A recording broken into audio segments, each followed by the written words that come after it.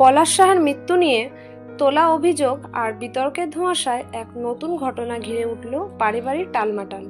এবার খবর আসে পাপিয়া সাহা ও তার দাদার মধ্যে সম্পর্কের ফাটল আরো গভীর হচ্ছে। জানানো হচ্ছে তারা শিগগিরই ডিভোর্স করতে চলেছেন।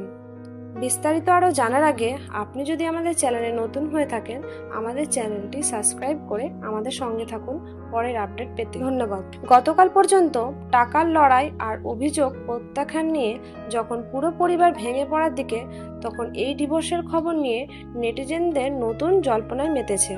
কেউ বলছে এই ডিভোর্সের পেছনে পলাশ সাহার টাকার লড়াইয়ের প্রভাব থাকতে পারে, আবার কেউ বলছেন পারিবারিক চক্রান্ত আরও জটিল রূপ নিচ্ছে। নেটিজেনরা এখন প্রশ্ন তুলছেন, পলাশের মৃত্যুর ঘটনায় রহস্য কি শেষ হবে, নাকি এই পারিবারিক টালমেটালের কারণেই আসল ঘটনা চাপা পড়বে? আপনাদের কি মনে হয় কমেন্টে জানাতে ভুলবেন না। ধন্যবাদ।